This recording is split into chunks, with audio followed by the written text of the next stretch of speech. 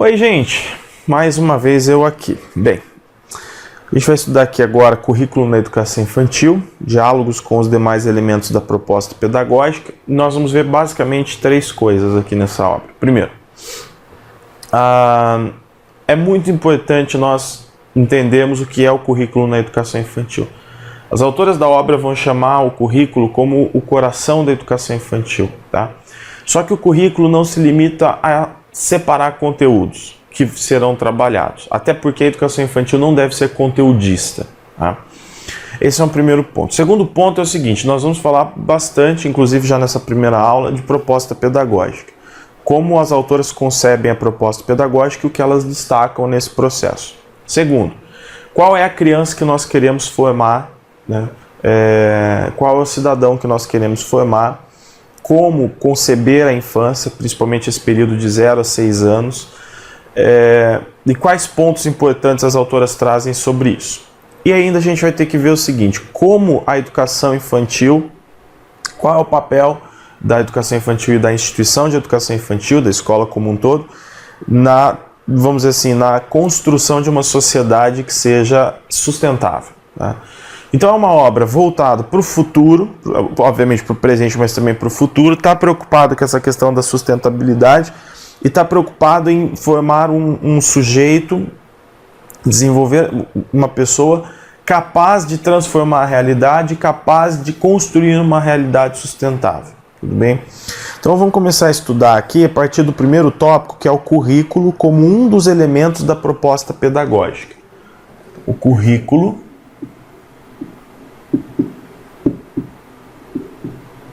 como um dos elementos da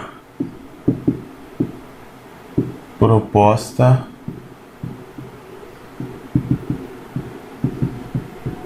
pedagógica. Bem,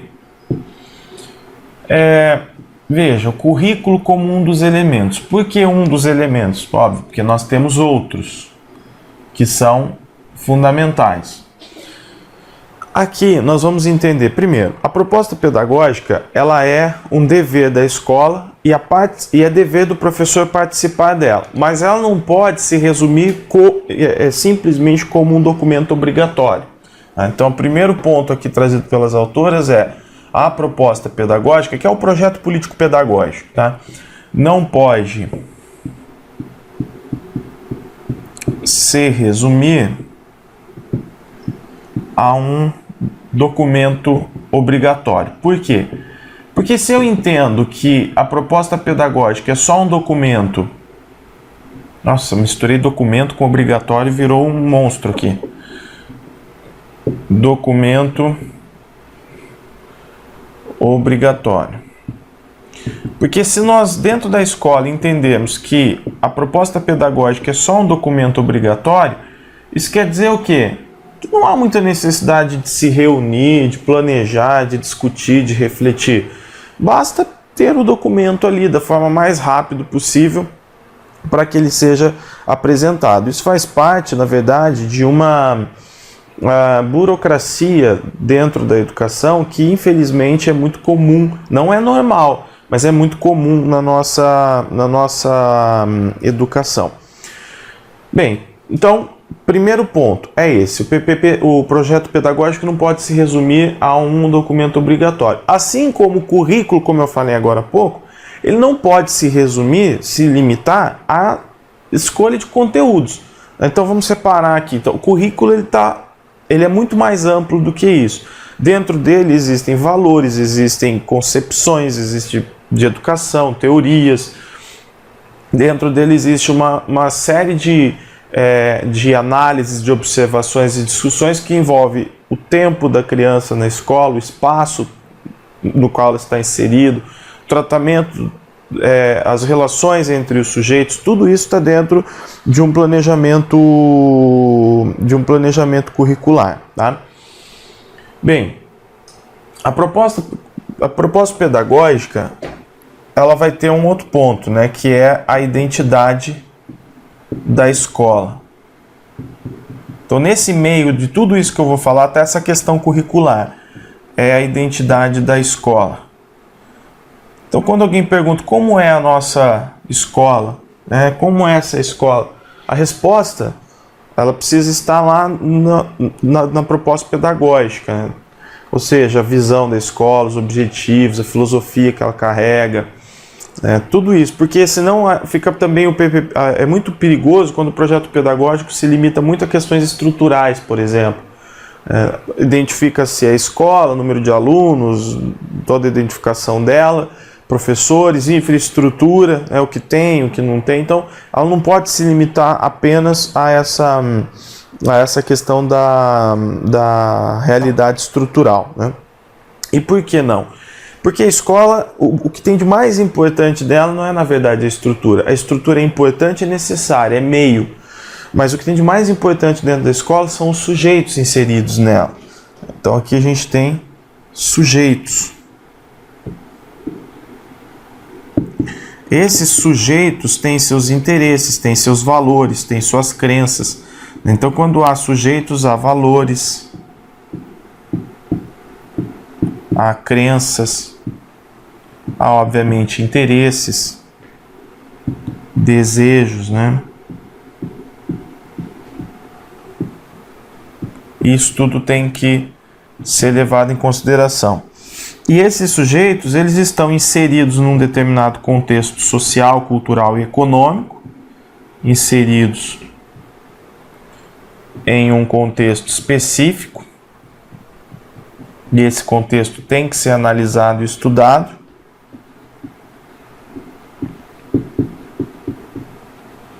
E buscam qualidade. Óbvio, o professor quer qualidade para ensinar, um ambiente de qualidade para que ele possa ensinar. O aluno, a criança também, os pais também, né? Então, o tempo todo nós vamos correr atrás dessa escola de qualidade, ok? Agora, quando a gente fala da instituição de educação infantil, toda essa discussão, toda essa análise, inclusive que envolve como um dos elementos o currículo, como a gente está falando, eu já vou chegar no currículo, aliás, durante a primeira, segunda parte a gente vai falar, o currículo vai aparecer. A instituição de educação infantil planeja todo o trabalho, se mobiliza, discute, analisa, reflete, mas tudo gira em torno de duas dimensões da educação infantil, que é o cuidar e o educar. Então tudo gira em torno dessas duas dimensões aqui.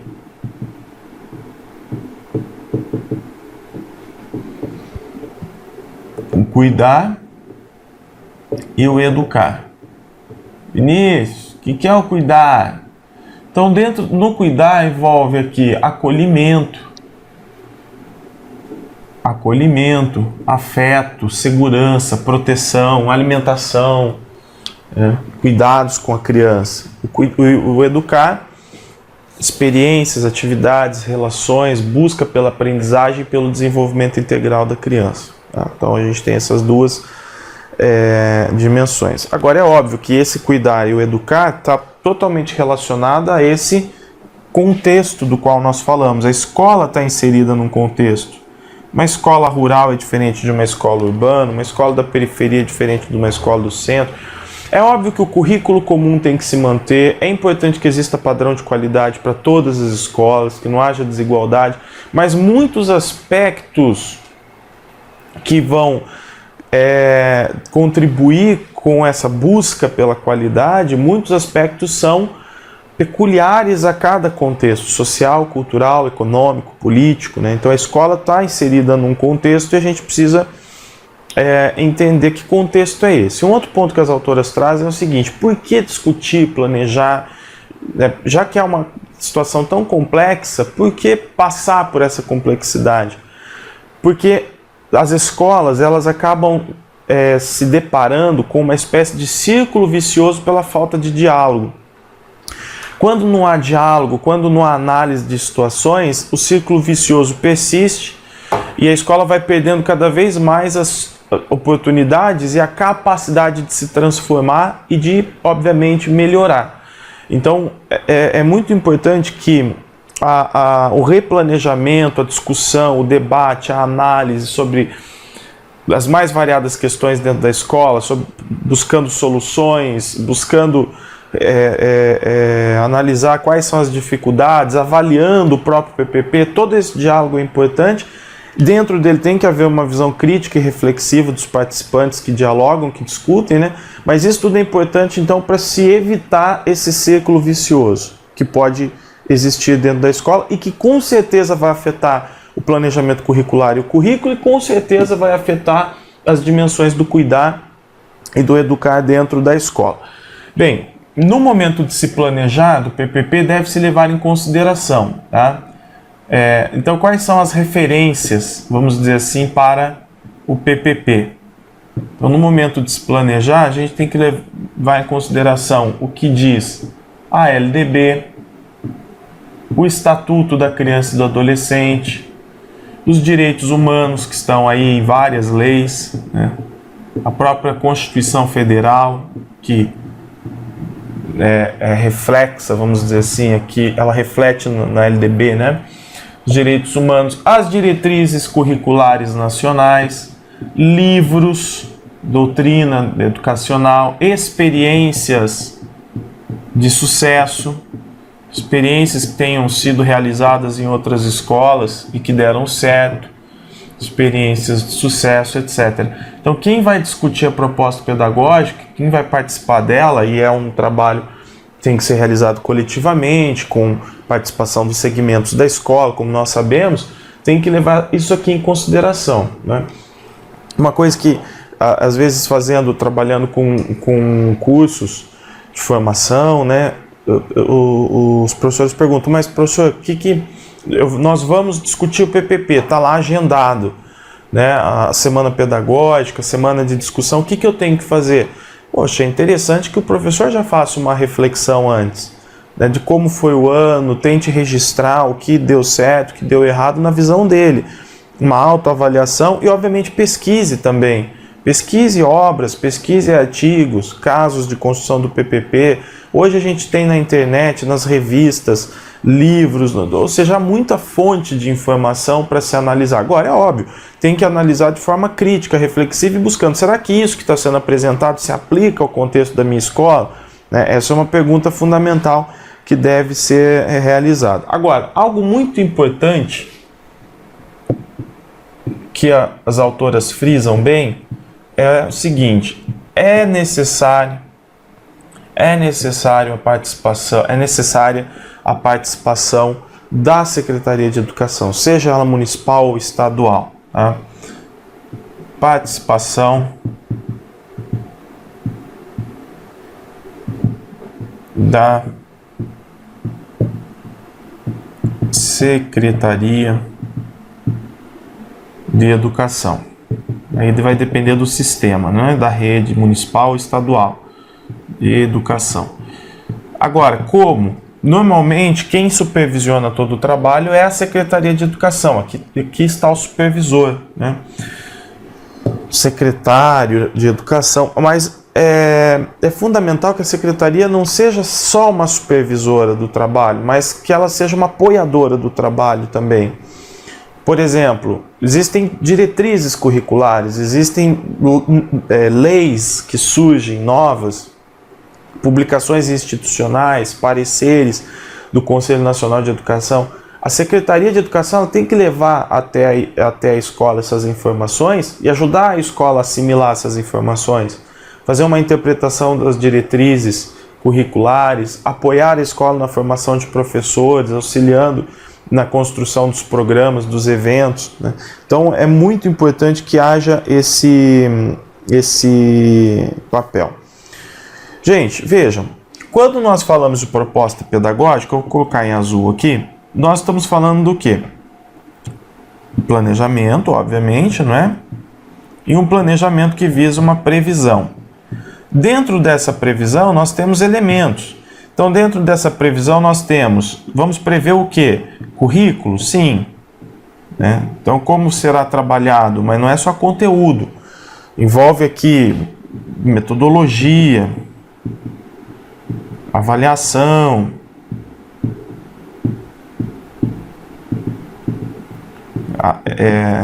planejamento do tempo e do espaço,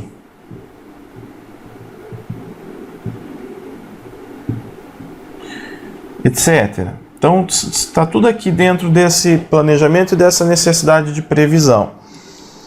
Só que tem uma característica aqui que não pode faltar. Esse planejamento, essa previsão, isso aqui tudo tem que ser flexível. Por quê? Porque quando nós trabalhamos principalmente com crianças, as possibilidades são muito grandes. Por exemplo, o interesse da criança, aquilo que a criança traz para dentro da escola, ela traz muitas possibilidades de trabalho. Então eu não posso engessar o trabalho, fazer com que aquilo que foi planejado seja um produto pronto e acabado.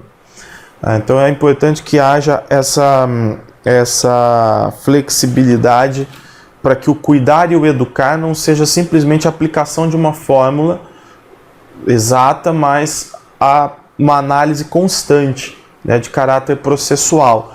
Por isso que o planejamento ele tem um caráter processual, ó, porque ele não se acaba, ele há um caminho a seguir, há um norte, né, processual. Só que ele não quer dizer que seja rígido e pronto e acabado. Tudo bem? O tempo todo tem que haver a análise, a discussão dele. Bem, o que não pode faltar para as autoras no documento da proposta pedagógica? Isso eu vou só citar aqui para vocês, porque não tem nada de complicado. Então, por exemplo, não pode faltar a história da instituição, porque a história da instituição é que nos leva a refletir sobre o contexto, né? Até porque, quando a gente fala de contexto, o contexto não é estático. Você vê, por exemplo, áreas periféricas de São Paulo que eram violentas e se tornaram pacificadas. Há uma mudança gigantesca nesse processo, né? A realidade ela se transforma de forma significativa. E isso acontece em outras áreas urbanas também, e inclusive rurais, quando nós relacionamos outros aspectos relacionados às áreas rurais. Mas, então, o primeiro elemento que tem que estar na proposta, que não pode faltar, é a história da instituição. Depois, o contexto em que ela está inserida, que é consequência dessa história. A estrutura dela. Não pode se limitar à estrutura, mas tem que prever qual é a estrutura, o que tem, o que falta.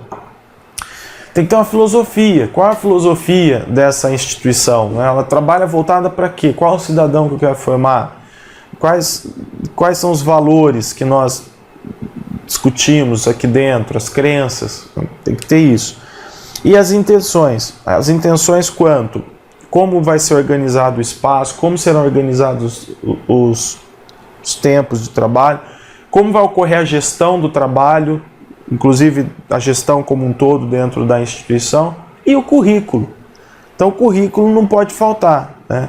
A análise do currículo, que já começa desde a concepção de criança até toda a metodologia que será utilizada para levar experiências, oportunidades de aprendizagem às crianças. Então esse é o primeiro ponto, primeiro tópico, capítulo da obra. No segundo momento, a gente precisa analisar aqui, o currículo na educação infantil.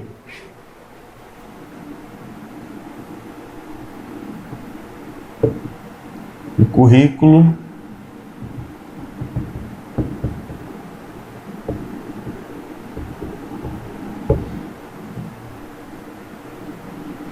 na educação infantil, tá? Então, o currículo na educação infantil tá aqui, as relações da criança com os conhecimentos da natureza e da cultura. Então, veja, a criança se relaciona com a natureza e com a cultura, ela se desenvolve a partir dessas relações. Logo, qual é a perspectiva que as autoras vão utilizar aqui? Interacionista, tá? Então, quando há interação, há desenvolvimento, nós precisamos trazer interação para dentro da instituição de educação infantil. Só que, para isso, nós precisamos conceber quem é a criança. Então, a concepção de criança.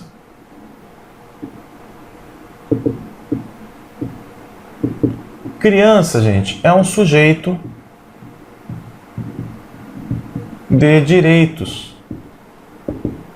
Na sociedade que nós vivemos, principalmente, a criança vai esses direitos vão se consolidando, né? A criança é um sujeito de direitos. Veja o Estatuto da Criança e do Adolescente. Quantos direitos não trazem para as crianças, não é? Garantias, direitos fundamentais. Então, isso independe se a criança é pobre, se é rica, se ela veio de uma origem X ou Y, do contexto em que ela vive, independe. Todas as crianças são sujeitos de direito, tá? As crianças, gente, têm uma capacidade enorme de estabelecer relações. Então, ela estabelece relações. A criança tem uma necessidade enorme de comunicação. Nós sabemos, né? Comunicação, a princípio, pelo olhar, gestual e depois até mesmo pela fala. Conforme a criança vai adquirindo, desenvolvendo a fala, ela vai se comunicando. A criança tem uma necessidade enorme de saber das coisas, então ela tem curiosidade. A criança cria e inventa. E até mesmo reinventa. Então, são as mais variadas possibilidades. O que nós tiramos, qual a conclusão que nós tiramos daqui? Que quando nós trabalhamos com criança, nós temos muitas possibilidades. Porque a criança está o tempo todo assimilando. Ela está participando, ela tem necessidade de interagir. Principalmente porque ela estabelece relações. Você consegue estabelecer uma relação com uma criança, comunicar-se com ela e fazer com que ela participe daquilo que está sendo proposto, daquela determinada relação que está sendo proposta. E ela também faz valer seus interesses no momento de se estabelecer essa relação. É o caso da criança, por exemplo, num primeiro momento é a criança com fome. A criança com fome, ela chora e você vai lá dar comida para ela e está ali estabelecida uma relação. Só que depois outras relações vão ser estabelecidas. Por exemplo, a criança ela chega a cobrar você que você tem que brincar com ela. Então, ela também tem essa capacidade. Vamos dar uma olhada no slide aqui. Aliás, na segunda parte da aula nós vamos ter vários slides para analisar, tá? Porque para ficar tudo muito bem fundamentado.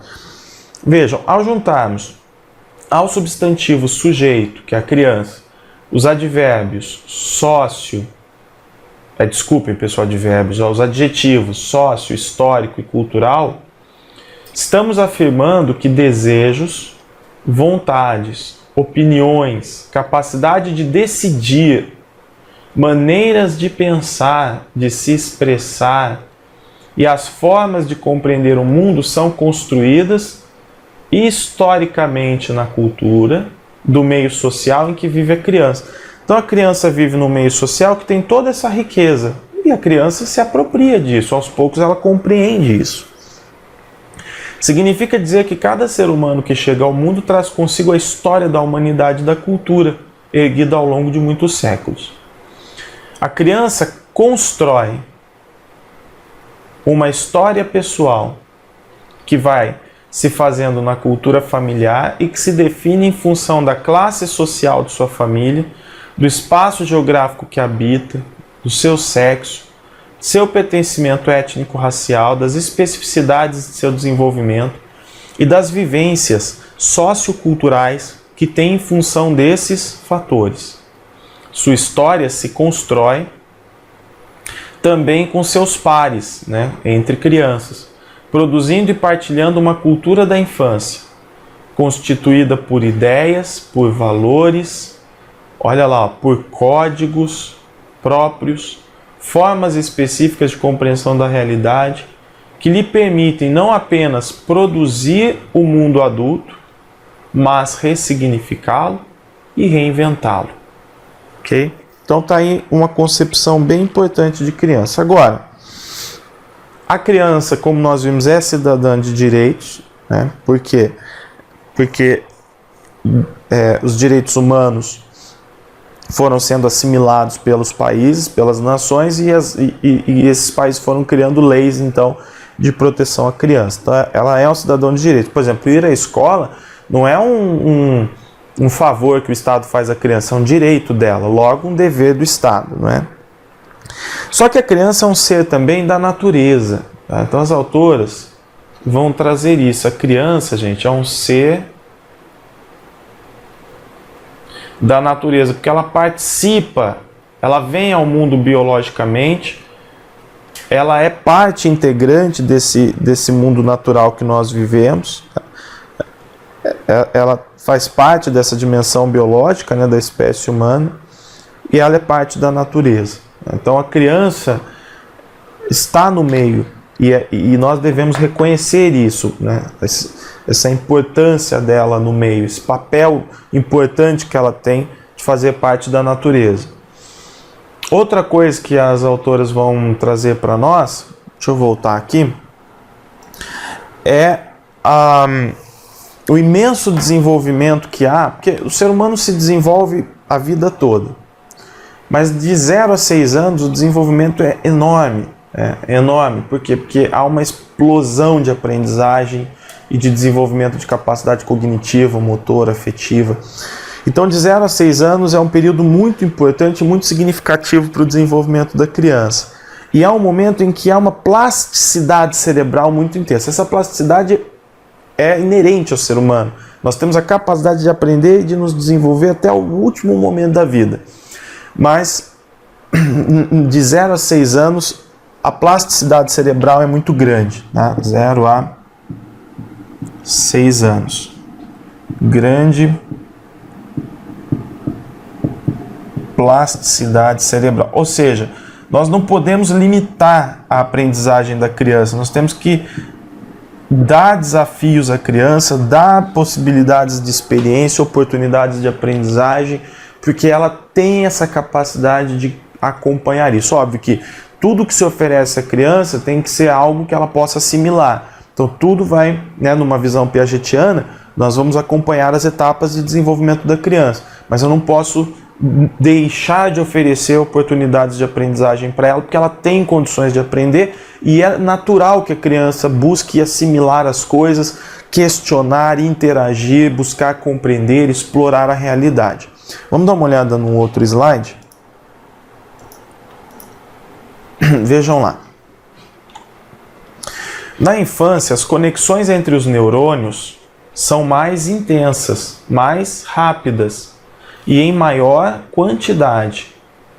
Falar então da plasticidade cerebral como especificidade do desenvolvimento das crianças pequenas implica em dizer que nessa fase da vida elas têm uma grande possibilidade de aprender, maior que em qualquer outro momento da sua vida. A grande plasticidade do cérebro nessa fase da vida possibilita que as crianças saiam de um estado de absoluta heteronomia, em que ela depende do outro, né, ao nascer, para a progressiva conquista da autonomia física, intelectual, emocional e moral.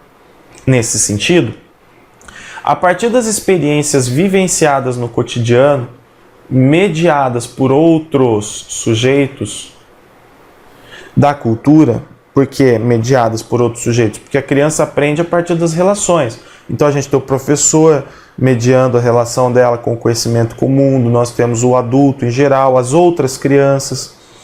As crianças vão progressivamente ampliando suas possibilidades de se deslocar, de fazer movimentos mais precisos, de se autocuidar, de explorar o mundo e de agir sobre ele, de se comunicar, de interagir, de compreender, de resolver problemas, de refletir, de julgar e decidir. Então, aquilo que o Vygotsky traz, né, a zona de desenvolvimento proximal. A gente age sobre a zona de desenvolvimento proximal como? Ajudando a criança a fazer alguma coisa. A partir do momento que o adulto ajuda a criança a realizar alguma atividade, né, posteriormente a criança faz aquilo sozinha. Então, essa ajuda que o adulto dá, que o adulto oferece, né, aí está o papel mediador do professor, do adulto, de forma geral. Então a gente vai percebendo como a criança vai adquirindo essa autonomia intelectual, emocional. Por exemplo, a criança no momento de na fase egocêntrica dela, ela é muito dependente, né? Porque ela a questão não é ela só querer tudo para ela, a questão é ela necessitar o tempo todo de alguém por perto, necessitar o tempo todo dessa satisfação, mas que depende do outro de certa forma. Na autonomia, por exemplo, cognitiva, a criança vai desenvolvendo capacidade de interpretar melhor as coisas, de ter mais segurança nas suas ações, de pensar antes de agir, planejar, né? A imaginação, a memória, tudo é melhor. Só que é interessante como a gente percebe a autonomia física motora também. A criança engatinha, aí ela já vai firmando a coluna, ela consegue ir andando aos poucos. Isso tudo é aquisição da autonomia, por exemplo, motora. E a criança explora muito o corpo, né? Ela explora muito o corpo. O corpo da criança é para ela fundamental, porque ela num primeiro momento, por exemplo, o bebê brinca. Ele brinca com o próprio corpo, ele coloca as perninhas para cima, ele olha as mãos, ele bate as mãos. O corpo é para ser explorado, ele brinca com o corpo. E depois o corpo é um instrumento de exploração da realidade, porque ela vai buscar, ela vai olhar, ela vai buscar objetos, né? Pegar, manusear. Então é muito interessante como a autonomia física vai também contribuindo com o restante do processo de aquisição da autonomia. Bem, gente, visto isso, nós vamos terminar essa primeira parte da aula e a gente já volta para a segunda parte da aula, ok? Até daqui a pouco.